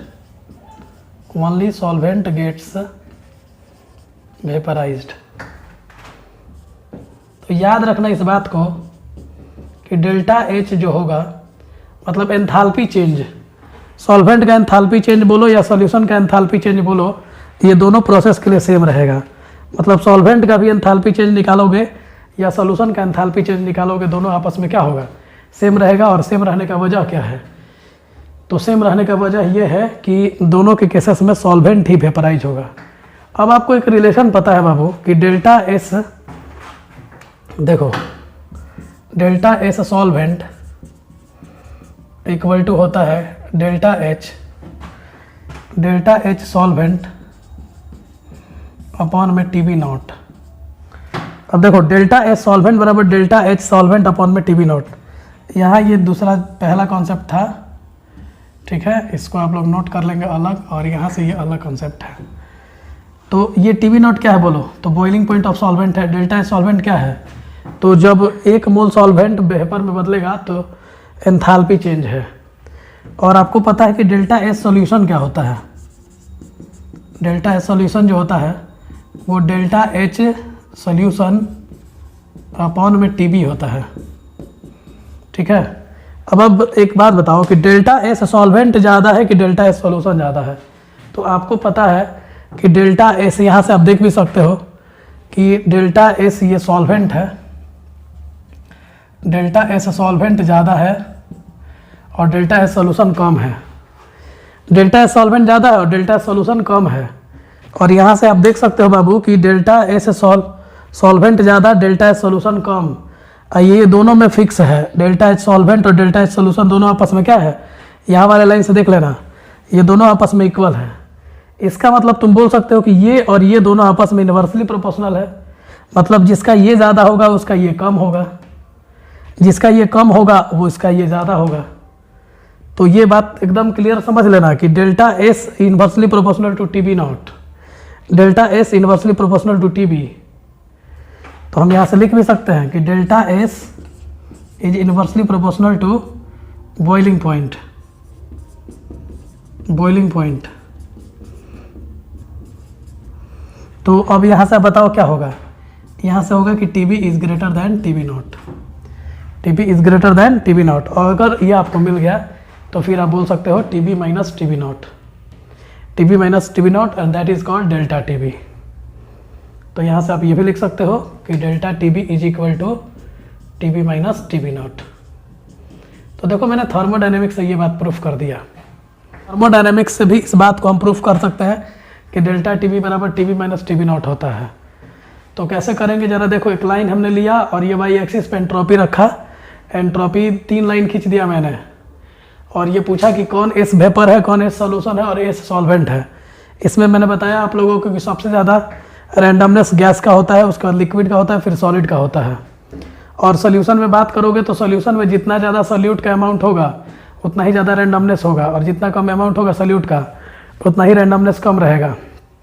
तो अब देखो सोल्यूशन को वेपर बनना है और एक बार सॉल्वेंट को वेपर बनना है, तो दोनों स्थितियों में आप देख सकते हो कि यहाँ से यहाँ बदलने में, मतलब सॉल्यूशन को वेपर बनने में जो भी एंट्रोपी चेंज होगा उसको डेल्टा एस सॉल्यूशन बोलेंगे, और वेपर को जो ये सॉल्वेंट को जो वेपर बनने में एंट्रोपी चेंज होगा उसको डेल्टा एस सॉल्वेंट बोलेंगे। तो आपको यहाँ से साफ साफ क्लियर दिख रहा है कि डेल्टा एस सॉल्यूशन छोटा है और डेल्टा एस सॉल्वेंट क्या है, बड़ा है। आप इसको चाहें तो लिख भी सकते हैं कि delta S solvent greater than delta S solution, मतलब एंट्रोपी चेंज कम कर रहा है सॉल्यूशन से वेपर बनने में, और सॉल्वेंट से वेपर बनने में एंट्रोपी चेंज ज़्यादा हो रहा है। तो इस तरीके से आप देख सकते हो बाबू डेल्टा एस सॉल्यूशन है क्या, तो entropy change when 1 mole of solution gets vaporised. और डेल्टा एस सॉल्वेंट क्या है, तो when 1 mole of solvent gets vaporised then entropy change को डेल्टा एस सॉल्वेंट बोलते हैं। अब देखो जी, अब आपको पता है कि डेल्टा एच सॉल्वेंट और delta H solution becomes equal, एक दूसरे के बराबर होते हैं। मतलब डेल्टा एच अगर आप निकालते हो, मतलब हीट चेंज निकालते हो या एंथैल्पी चेंज निकालते हो सॉल्वेंट का भी और सॉल्यूशन का भी, तो दोनों स्थितियों में ये आपस में बराबर होगा। और बराबर होने का वजह क्या है कि देख रहे हो कि सॉल्वेंट में भी सॉल्वेंट अकेले है तो वही वेपराइज हो रहा है, और सॉल्यूशन में भी तो नॉन वोलेटाइल सॉल्यूट है तो सॉल्वेंट ही वेपराइज होगा। यानी दोनों स्थितियों में डेल्टा एच में कोई चेंज होने वाला नहीं है। तो आप एक फार्मूला थर्मोडायनेमिक्स में आपको बताया जाता है कि डेल्टा एच सॉल्वेंट बराबर delta H solvent upon T B naught, और डेल्टा एच सॉल्यूशन बराबर डेल्टा एच सॉल्यूशन अपॉन में टी बी नॉट। तो आप देख सकते हो कि ये दोनों चीज़ें आपस में क्या है, बराबर है। और ये दोनों चीज़ें अगर बराबर हो गई तो ये इसके इन्वर्सली प्रोपोर्शनल, ये इसके इन्वर्सली प्रोपोर्शनल, यानी ये ज़्यादा है और ये कम है, ये ज़्यादा है तो ये कम होगा, ये कम है तो ये ज़्यादा होगा। इसका मतलब टी बी जो होगा वो टी बी नॉट से बड़ा होगा। और तो आप बोल सकते हो कि T B minus T B naught को ही हम क्या बोलेंगे, डेल्टा टी बी बोलेंगे। ठीक है, तो इस तरह से इसको हम डेल्टा टी बी बोलेंगे। ये ग्राफ आप लोग समझ ही गए हैं। ग्राफ में फिर एक बार बोल देता हूँ, ग्राफ में ये प्योर सॉल्वेंट का ग्राफ है और ये सॉल्यूशन का ग्राफ है। और ये कहाँ से आता है, तो ये क्लॉसियस-क्लैपेरियन इक्वेशन से आता है जो आपके सिलेबस में नहीं है। तो बस आप इतना ही समझो कि एक्सटर्नल प्रेशर अगर सेम है तो सॉल्वेंट का बॉइलिंग पॉइंट कम होता है और सॉल्यूशन का बॉइलिंग पॉइंट ज़्यादा होता है, और इन दोनों के डिफरेंस को एलिवेशन इन बॉइलिंग पॉइंट कहते हैं। ठीक है, नोट कीजिए। तो आप लोगों ने देखा कि डेल्टा टी बी बराबर आया हमारा के बी एम या फिर इसको लिख सकते हैं, ये कब के लिए है भाई, डेल्टा टी वी बराबर K B M for non electrolytes, for non electrolytes पढ़ा चुके हैं तो आपको याद भी रखना होगा। अब ये नॉन इलेक्ट्रोलाइट्स के केस में लगेगा, लेकिन वही अगर डेल्टा टी वी बराबर आपको लिखना होगा I K B M, van't Hoff factor पढ़ा चुके हैं बाबू, ध्यान देना पीछे से, तो ये फॉर इलेक्ट्रोलाइट्स होगा, इलेक्ट्रोलाइट्स। अब इसमें से एक बोर्ड टाइप क्वेश्चन आपसे बन सकता है कि आप केबी के बारे में क्या जानते हैं, केबी को कैसे डिफाइन करेंगे।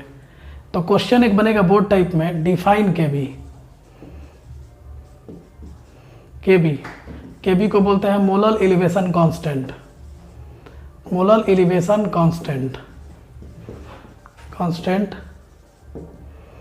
और इवोल्यूस्कोपिक constant, इवोल्यूस्कोपिक constant.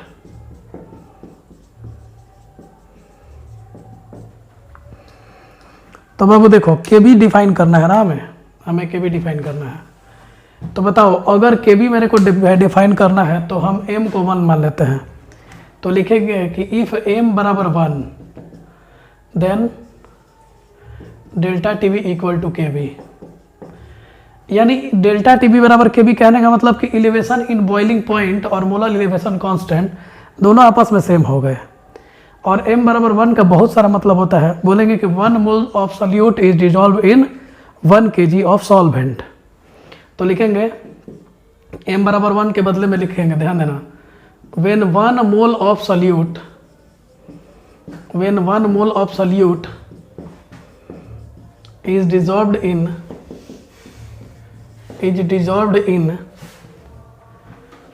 1 kg of solvent, in 1 kg of solvent, then elevation in boiling point, then elevation in boiling point, then elevation in boiling point is called molar elevation constant, is called molar elevation constant, elevation constant और इवोल्यूस्कोपिक constant.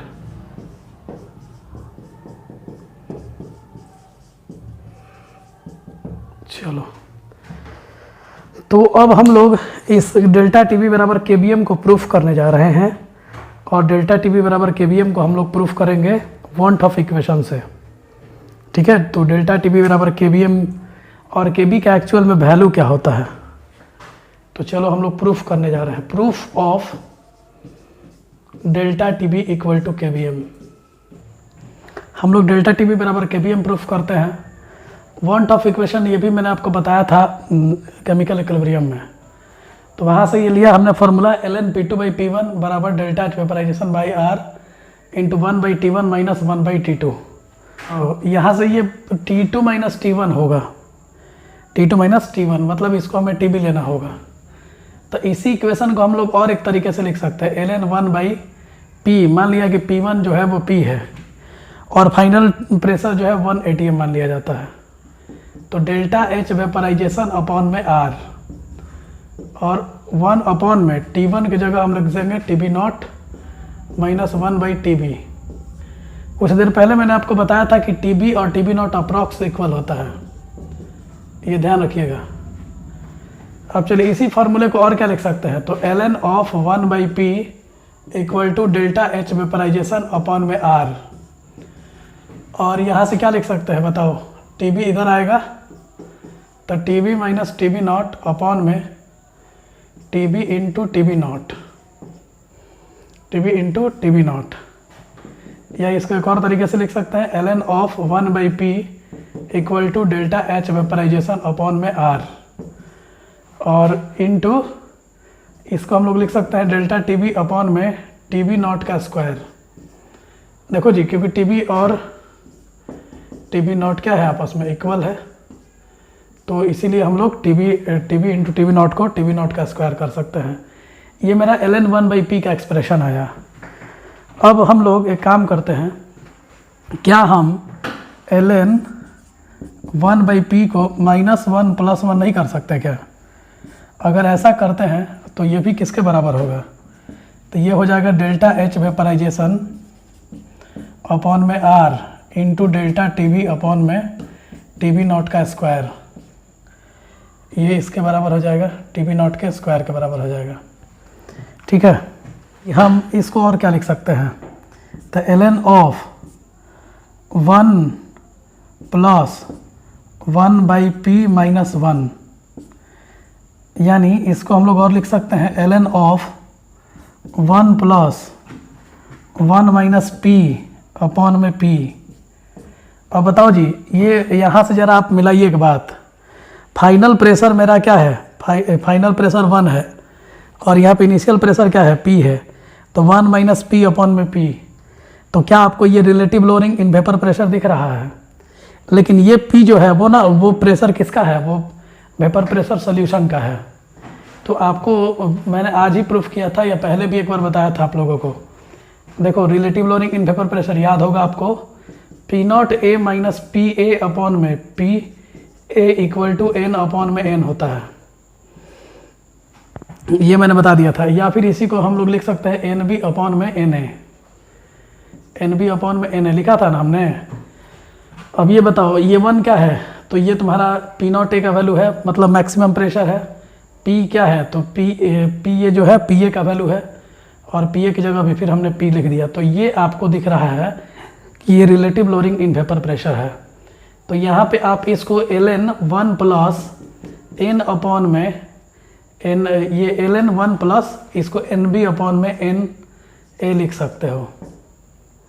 अब बताओ N B, अगर हम लोग N B को थोड़ी देर के लिए एन ए को एन कैपिटल एन मान ले, तो इसको हम लोग एन अपॉन में एन भी लिख सकते हैं। तो हम इसको चाहें तो ln of 1 plus N upon में एन कर सकते हैं। अब देखो जी ln 1 प्लस एक्स का एक्सपेंशन क्या होता है, तो आपको पता है ln 1 प्लस एन अपॉन में एन को हम लोग लिख सकते हैं N by N plus N by N का whole square plus N by N का whole cube plus dot dot. अब देखो इस तरीके से इसके बदले में आप करते जाओगे तो ये बहुत दूर तक चला जाएगा। ठीक है, अगर हम लोग नेग्लेक्ट करते हैं ऑन नेग्लेक्टिंग हायर पावर, अगर नेग्लेक्ट करते हो तो आप लिख सकते हो ln of 1 plus N upon में N equal to N upon में एन। तो आप देख सकते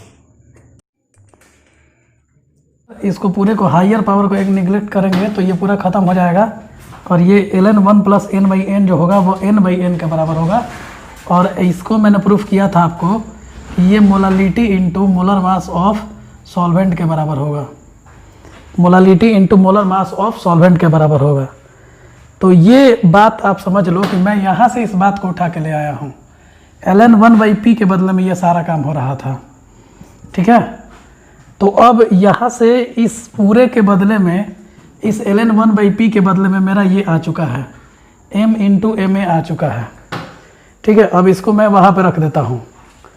तो अगर आप देखेंगे तो इस ln 1/p के बदले में m इंटू एम ए रखें अगर, तो m into M A equal to delta H vaporisation upon में r और into delta T V upon में टी वी नॉट का स्क्वायर।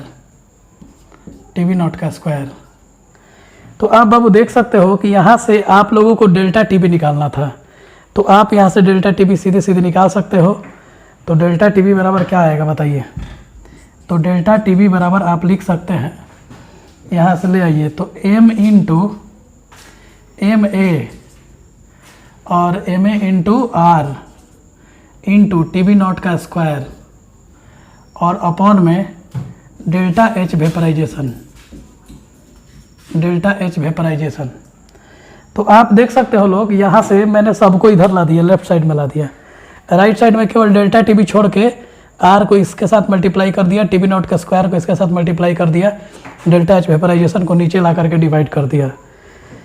तो यहाँ से आपको यहाँ से कंक्लूजन मिला कि delta T V is equal to, इस पूरे को एक साथ ले लीजिए, तो m into A into R into T B not का स्क्वायर अपॉन में डेल्टा एच वेपराइजेशन, और फाइनली हमारे पास m है। इस पूरे को ही kb कहा जाता है, ये यानी मोलर एलिवेशन कांस्टेंट। तो delta T B is equal to K B into M, ये प्रूफ हो गया।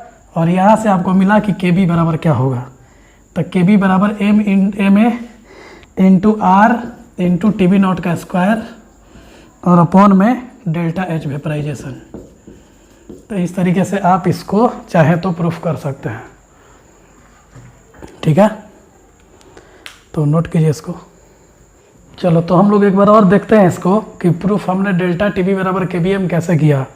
तो वांट ऑफ इक्वेशन हमने लिया, वांट ऑफ इक्वेशन होता है ln p2 by p1 equal to delta H vaporisation upon में r into 1 by T one minus 1 by T two. ये वांट ऑफ इक्वेशन है बच्चे, आप लोग को ध्यान रखना होगा। यहाँ पे मैं p2 को 1 ATM मान रहा हूँ, ध्यान रखना इस बात को कि यहाँ पे p2 को जो माना जा रहा है वो 1 ATM माना जा रहा है। फाइनल प्रेशर 1 ATM है और इनिशियल प्रेशर को मतलब P1 को मैं P मान रहा हूँ।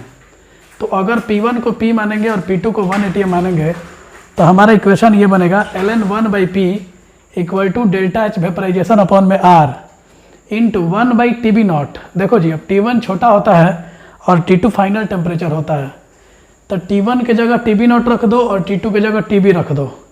आपको मैंने समझाया था कि सॉल्यूशन के बॉइलिंग पॉइंट में और सॉल्वेंट के बॉइलिंग पॉइंट में बहुत ज़्यादा फर्क नहीं होता है, लगभग दोनों बराबर होते हैं, इसीलिए मैंने ये सब लिख दिया है।